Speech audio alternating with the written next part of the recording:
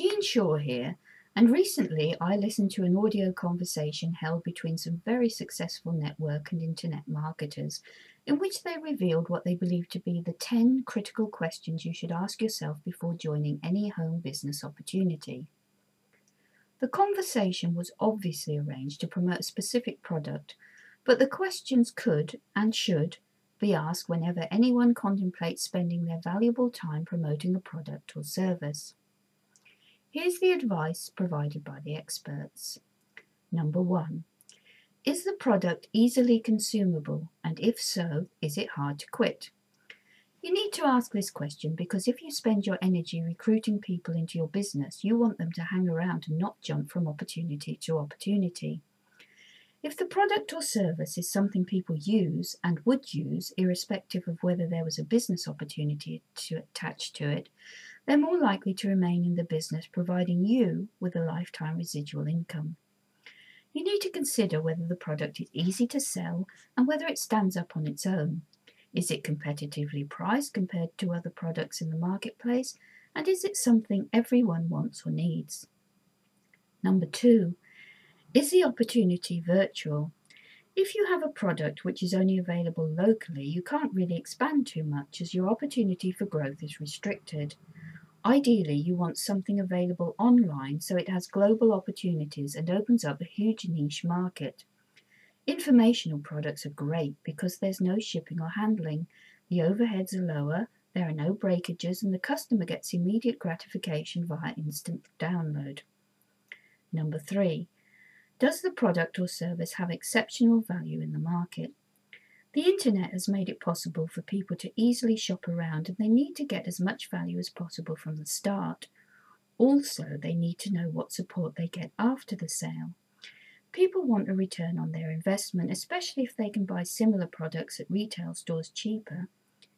Can you easily create extra value in addition to the product or service you're promoting? Number 4. Is there a low entry fee? Is it relatively cheap so everyone can get involved? If your product or service is really expensive, you may be limiting your market. Number 5. How low is the barrier to break even? If people can make their money back within the first 6 months, they're more likely to stick around. The product or service needs to be an asset rather than a liability, which is why often it's easier to promote something in the virtual world rather than a physical product. Usually, there's not a lot of difference between the wholesale cost of the product and the retail cost for a physical product, so you need to sell more to get a return on your investment.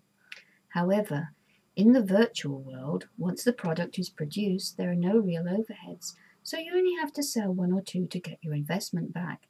Everything after that is pure profit. Number 6.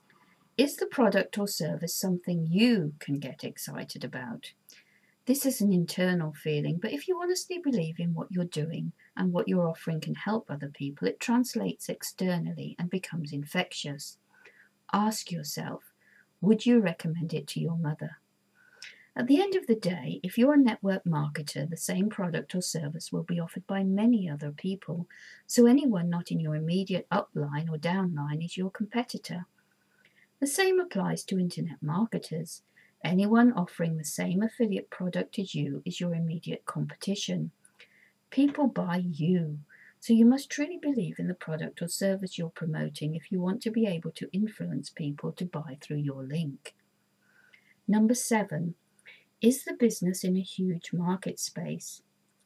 You need to establish whether the product or service you're offering is unique or whether it's easy to obtain elsewhere. Do you get great service with it? Does it have a global marketplace and has it got a unique, sustainable competitive advantage?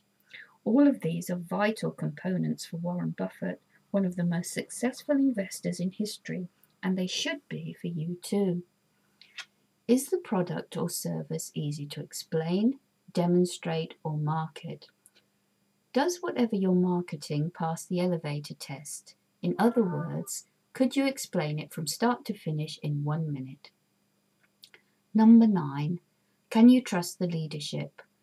Who's behind the product or service? Do you trust them? and the people introducing it to you? Do they have their customers' and representatives' long-term interests at heart? Or are they likely to just hit and run? Number 10. Does the company have a past history of success, and does it have a future? How long has the company been in business? Has it got a good reputation? Is it likely to continue, or does its product and service have limitations? You notice there's no mention of any compensation plan in the above 10 questions. According to the experts in the audio, that's far less important than all the others.